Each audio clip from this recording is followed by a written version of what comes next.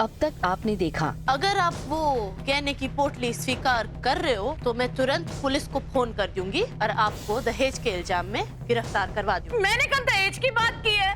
इतना बड़ा इल्जाम हमारे पे क्यों लगा रहे हो? भर दिया दहेज अपने पियर वालों के घर में और रुपए पैसे सब ठूस दिए अपनी लालची भाभी के मुंह में। मैं आपको और सबको यो कहने आई थी कि मेरे घर वालों ने प्रज्ञा को अपना लिया से, वो भी बिना किसी दान दहेज के। अब आगे। अच्छा एक बात बताओ बेटा जी, ये बड़ो है ना बहुत भाग्यशाली तुम्हारे लिए। क्या मतलब? अरे मतलब ये कि उस दिन बहुत हिम्मत से खड़ी थी वो, जालिम सिंह संग्राम सिंह दोनों के बीच में डट के खड़ी थी। और फिर पंचायत के गुंडों ने तरह तरह के सवाल उठाए, लेकिन उन सवालों का डट के जवाब दिया इसने। और सबसे बड़ी बात तो ये है कि उसने पूरा जोर लगा दिया प्रज्ञा को बचाने के लिए। ऐसा कौन करता है जो अपने परिवार को प्यार करता है। उस मुसीबत में भी उसने प्रज्ञा और वरदान का ब्याह का जो सुझाव दिया, बहुत अच्छा सुझाव था। अरे वो छोरा तेजी छिछोरा है वो, अगर उसके साथ ब्याह हो जाता ना तो पूरी जिंदगी पछताना पड़ता। और एक बात और कहूं, ये वरदान ने बहुत बड़ी कुर्बानी दी। उसने तो पहले कह दिया कि मैं प्रज्ञा से ब्याह नहीं करूंगा।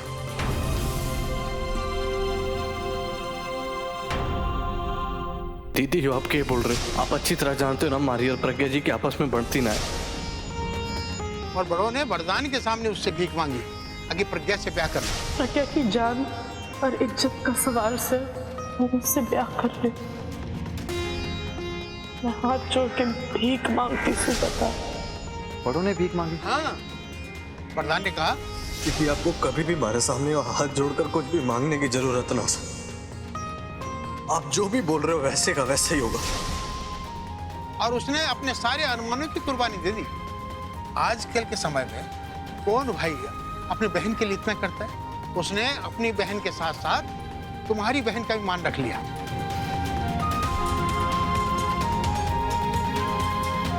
बस बेटा मैं तो यही चाहता हूं तुम दोनों का साथ यूं ही बना रहे।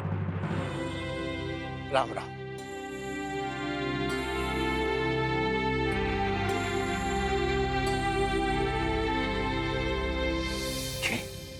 हाँ बाबूजी, मैं सच कह रही हूँ। यो दहेज तो बस एक तरकीब थी। मैं पायल भाभी को एहसास दिलाना चाहती थी कि प्रज्ञा कोई बाजार में बिकती हुई चीज ना से जिसकी कीमत हमें चुकानी पड़े। दहेज का झूठा दिलासा देके मैं पायल भाभी को सबक सिखाना चाहती थी। और आखिर में यही हुआ। जो भी सामान हम ले गए थे हम सब वापस ले आए। एक भी चीज वहां नहीं छोड़ी मन ने। सारा का सारा सामान वापस आ गया से। शाबाश बेटा, तारी ये सूझबूझ की वजह से ना आज हमारा सीना गर्व से चढ़ा हो गया है। तारा बहुत बहुत धन्यवाद। बस करो अब, बस करो। अब और कितना चढ़ाओगे इसको? इसकी वजह से हमारी प्रज्ञा का जीवन बर्बाद हो गया।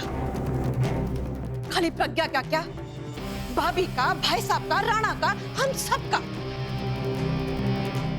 अरे इसने तो इतने गहरे घाव दिए हैं जो जीवन भर ना भरेंगे। पहले तो ये खुद जख्म देती है, फिर अपना थोड़ा सा मुंह लेकर आ जाती है मलहम लगाने। फिर आपको लगती है फरिश्ते जैसी।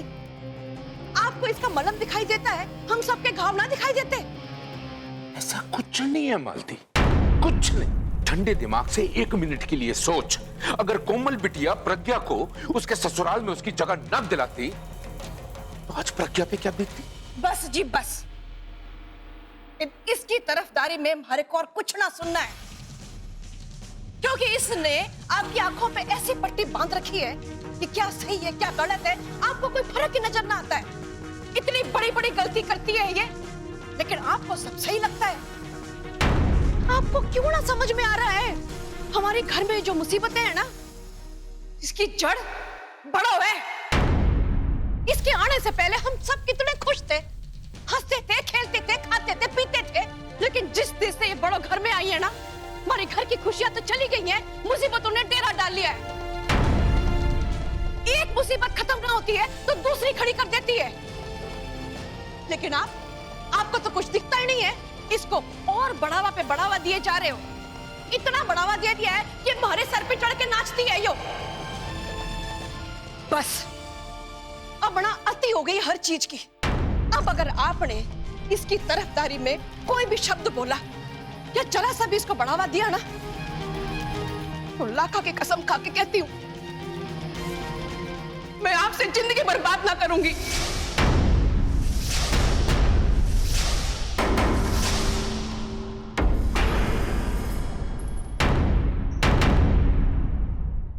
माँ जी, आपको जो भी कहना मन ने कही है, उनकी कोई गलती ना से, ये सारा कसूर मेरा से। ना कबूल बेटा, सारे इल्जाम अपने ऊपर लेने की कोई जरूरत ना से थारे। आपसे विनती करती सु कि आज के बाद आप माँ जी से मेरे बारे में कुछ ना कहेंगे और किसी भी मामले में मेरा पक्ष ना लेंगे आप। बड़ो, अरे यो क्या कह रही से तू? वही जो कहना चाहिए मन ने। आज के बाद आप कभी माँ जी से मेरे बारे में बात नहीं करेंगे और मेरा साथ कभी ना दोगे। आपको मेरे रक्षक बनने की जरूरत ना है बाबूजी।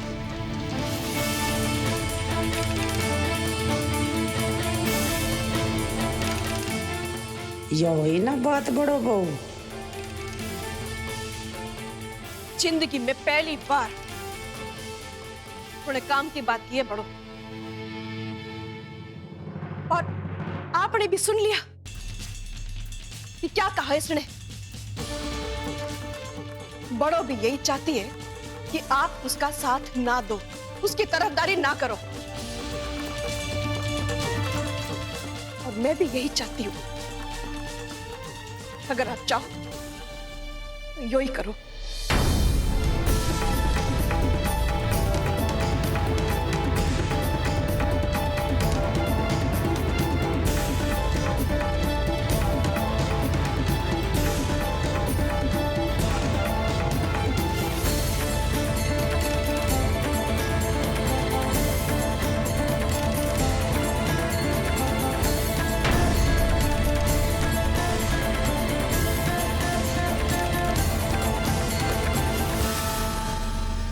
यो जो दरार पड़ी है ना इब इन दोनों के बीच में, इब मैं इसे इसी खाई बना दूंगी, जिंदगी भर ना भर पावेगी।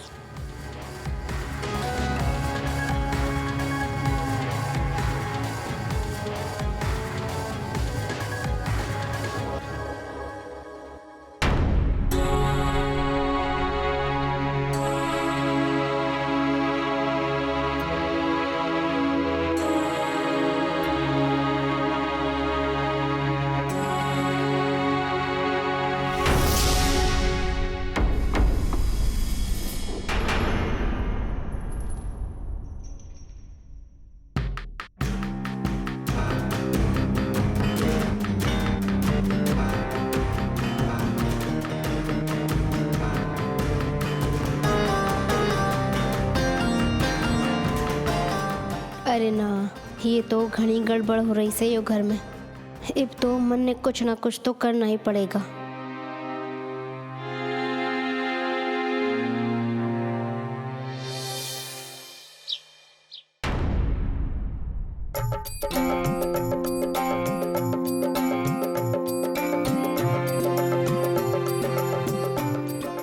अरे वाह, ये बात से वरदान, यो ध्यान से देख। ये थप्पे में तुम दोनों के अंगूठे आपस में मिल रहे से, इसका मतलब समझते से? नहीं माँ। इसका मतलब यो हुआ कि तुम दोनों को रिश्ता ना जन्मों जन्मों का से, तुम दोनों आपस में खूब निभाओगे।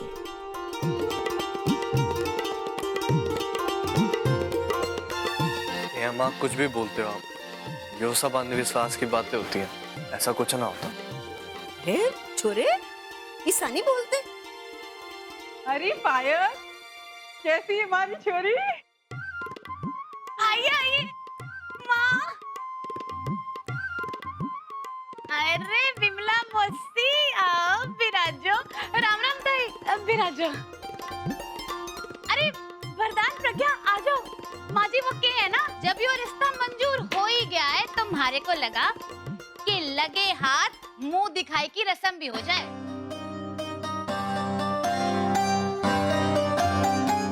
आज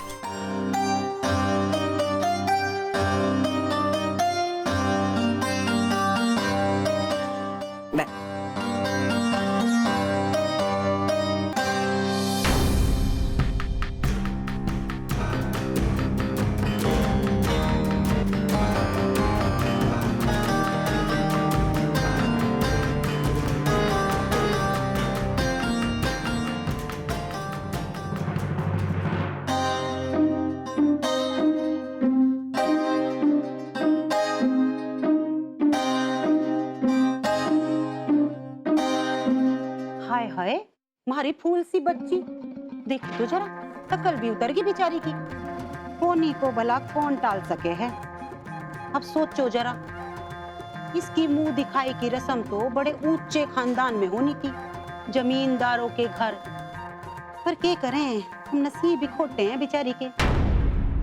अब तो इसके नसीब में ये छोटा सा घर और इसके जैसा लड़का। अब किस्मत को तो कोई ना बदल सके है ना जीजी। हाय, ये लड़की तो भगोड़ी दुल्हन तक बन गई। बस शर्म लिहाज नाम की कोई चीज है कि नहीं? मारे घर में आकर मारे सामने मारी बहू की बेइज्जती कर रही है।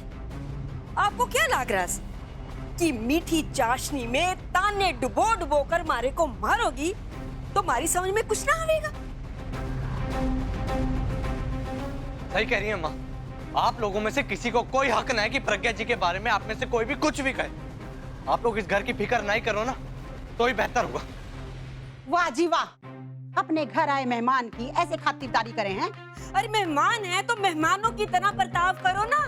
अरे यो ना से कि नवी नवेली दुल्हन आई से उसके आशीर्वाद दूं। आशीर्वाद देने की बजाय कोसने लगी हुई हो।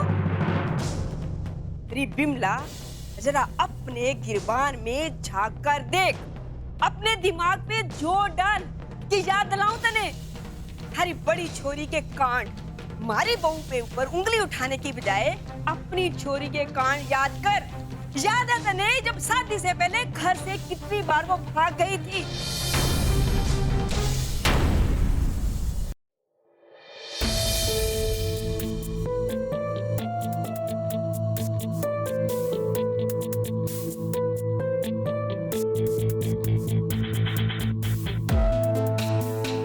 ये जो रघुवीर सिंह तेरे सामने खड़ा है ना, अपनी जिंदगी में जितनी भी इज्जत मैंने पाई है ये सब तेरे बापू की वजह से है।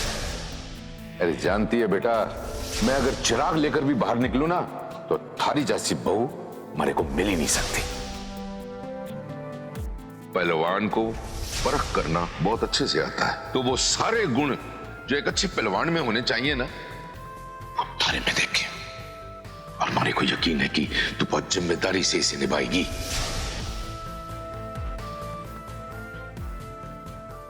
हे भोलेनाथ, एक बार पहले भी मैं अपने बाबूजी को खो चुकी हूँ। अब दोबारा फिर से न खोना चाहती। मेरी जीवन का ये बहुत ही मुश्किल समय से, इसमें आप मेरा साथ जरूर निभाना भोलेनाथ।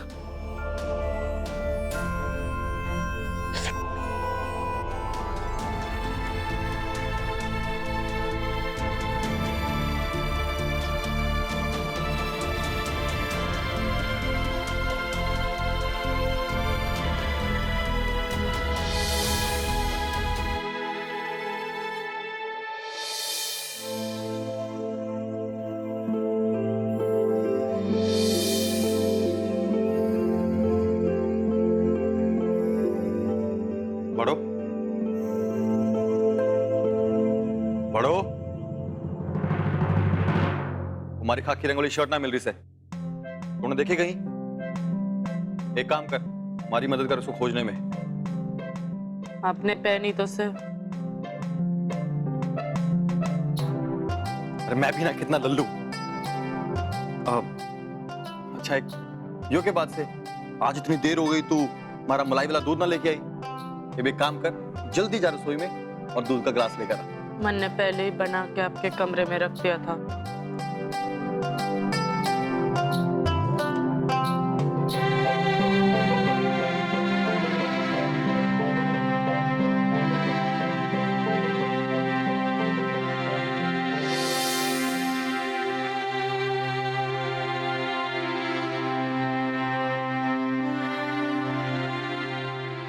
अरे वाह, जब से आई हूँ तब से आज पहली बार तन्ने इतना परेशान देखे। क्या हुआ? बड़ों की मायूसी ना देखी जा रही से के? नाना छोटू बुआ, ऐसा कुछ ना से। मैं तो बस। अरे वाह छोरे, तू तो पूरा अड़ियल टट्टू से। अब तू इतनी जल्दी कैसे मान ले कि तन्ने बड़ों की फिक्र हो रही है, पर मारा भी नाम छोटों से इतनी आसानी से ना छोड़ने वाली। आज तो तन्ने यो एहसास दिला के मानूंगी कि बड़ों की कितनी अहमियत से थारी जिंदगी में। बड़ों को यूं देख मन में बड़ा बुरा लग रहा है इसे। देख तो कैसे बुत बनी बैठी से। इसके साथ जो कुछ हुआ उसका घना सदमा लगा है इस बेचारे पे। अब कोई हंसाने वाला भी तो ना से उसे यहाँ कि हंस के ही उसके सारे गम भुलवा दे। अब तुमने पता है लाखा, मैं जब भी उदास या मायूस होती सू तो थारे फूफा जी के ना कर जाते मन मनाने के लिए। वो हर वो चीज कर जाते जिससे हमारे चेहरे पे मुस्कान आ जाओ, मैं खुश हो जाऊं बस। चाहे वो कुछ अजीब और गरीब भी क्यों ना हो, पर हर छोरी की किस्मत थोड़ी ना से कि हमारे जैसा पति मिले जो उसका ख्याल रखे और उसे खुश रखे।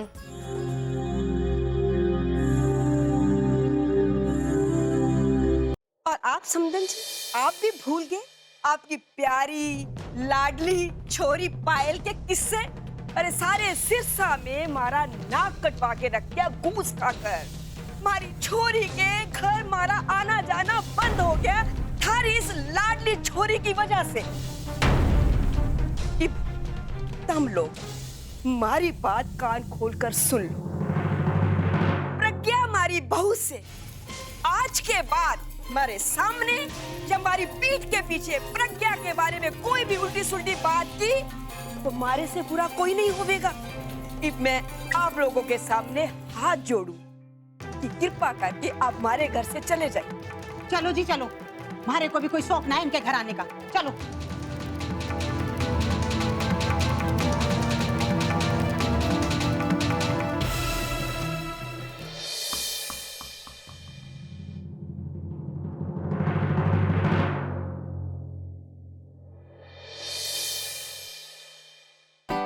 बड़ो, पहचान मैं कौन हूँ?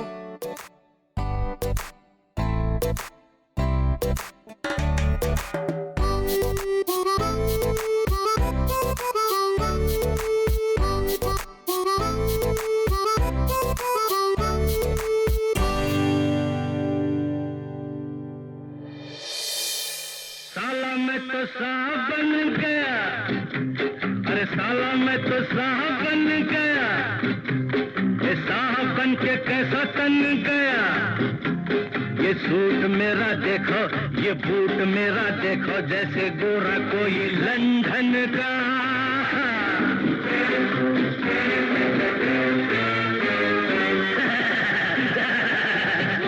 रे सूट पहनकर कैसा कूदे बांधे, कौवा जैसे पंख मयूर का अपनी दुम में बांधे, अपनी दुम में बांधे।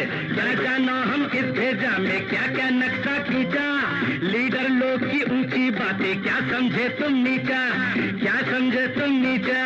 मेरा वो सब जाहिल बन गया, ये साला मैं तो साहब बन गया।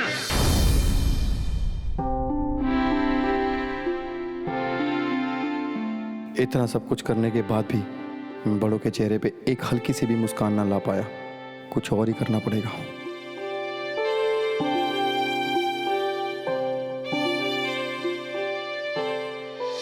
साला मैं तो साहब बन गया, ये साहब बन के कैसा तन गया। ये सूट मेरा देखो, ये बूट मेरा देखो, जैसे गोरा कोई लंदन का।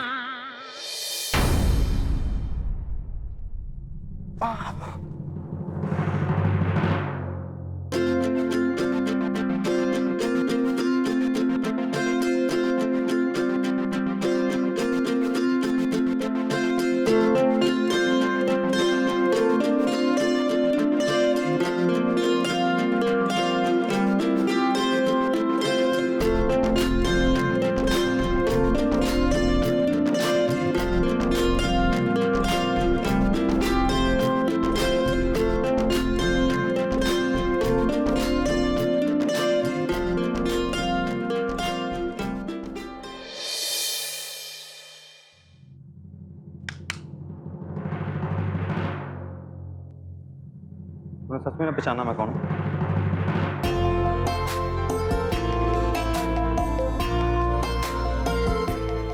मैं भी खता हूँ, चार्ली चैपलिन बनकर आ गया। इसने तो कभी देखा भी ना होगा उसे। मन ने तो कुछ ऐसा किरदार करना होगा जिसे इसने बार बार देखा हो, रोज देखा हो। लेकिन कौन हो सकता है वो जिसका चेहरा इसके चेहरे पर मुस्कान ला सके? सोच लकी, सोच।